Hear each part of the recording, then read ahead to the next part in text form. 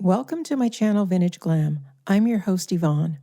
In this episode, we're diving into Rosemary's Baby, the psychological horror film starring Mia Farrow and directed by Roman Polanski.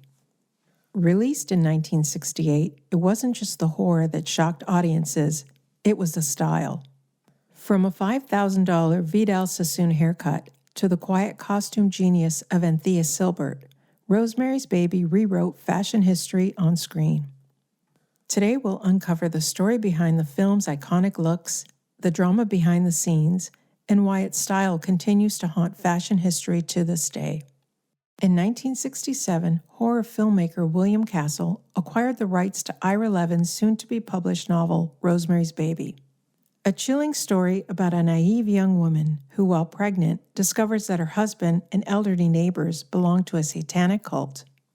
Known for hits like Macabre and House on Haunted Hill, Castle brought the project to producer Robert Evans at Paramount. He intended to direct it himself, but Evans handed the project to Roman Polanski, fresh off his success with Repulsion starring Catherine Deneuve.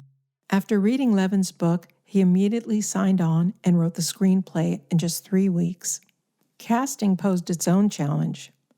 Polanski initially envisioned a more buxom Rosemary, considering Tuesday Weld or even his girlfriend at the time, Sharon Tate, for the lead. But Evans pushed for Mia Farrow. She was also the daughter of Maureen O Sullivan, the famous actress who played Jane in the 1930s and 40s Tarzan films. Mia also carried extra notoriety as the young bride of 50-year-old Frank Sinatra. The combination of talent and media savvy made her the perfect Rosemary, embodying both innocence and quiet resilience. New York's first luxury apartment building, the Dakota, was chosen as the film's backdrop. Located on West 72nd Street, the Dakota was built in the Gothic Revival style. With its sweeping staircases and shadowed corridors, it mirrored the film's underlying tension, transforming familiar domestic spaces into sites of dread. The building itself became a character, looming over the story with an almost menacing presence. Anthea Sylbert was tapped to design the costumes. A graduate of both Barnard and Parsons, she came to the film with just one credit: The Tiger Makes Out. Polanski instructed Sylbert to make the world feel deceptively ordinary, as if the audience were watching a Doris Day movie. Every outfit was meant to appear perfectly normal. Nothing in the costume should hint at the darkness beneath.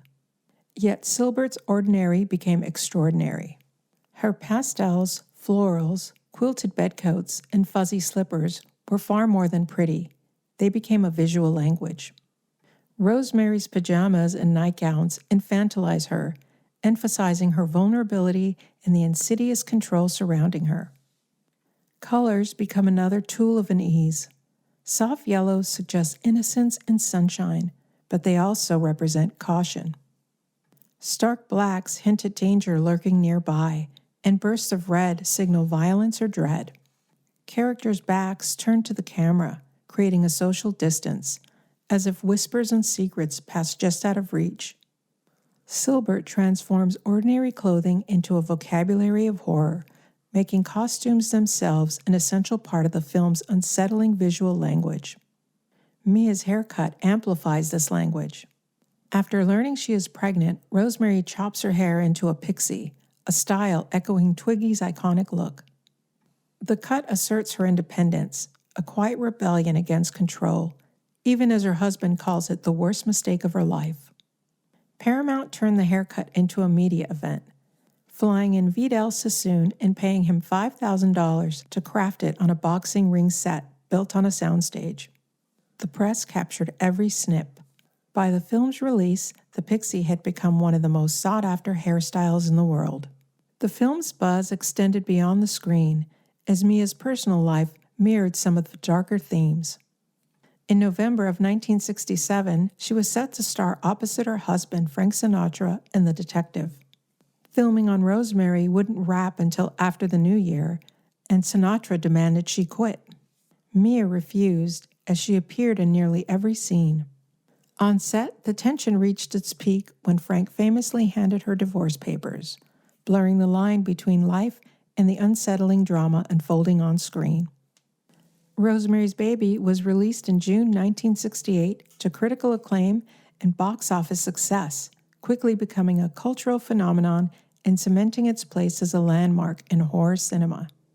The film's unsettling atmosphere didn't end with its story. In the years that followed, real-life horror seemed to echo its shadows.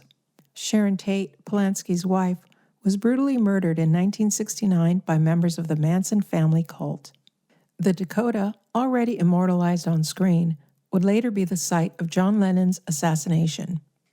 These events, linked by place and time, only deepen the film's aura of dread. It layers the story with a chilling resonance that continues to haunt audiences decades later. Rosemary's Baby is more than a film. It's a haunting presence in cultural memory. Recognizing its enduring influence, the Library of Congress selected it for preservation in the United States National Film Registry, declaring it culturally, historically, and aesthetically significant. A testament to a work that continues to unsettle, inspire, and captivate generations of viewers. I hope you enjoyed this episode. Thanks for watching. Please like and subscribe.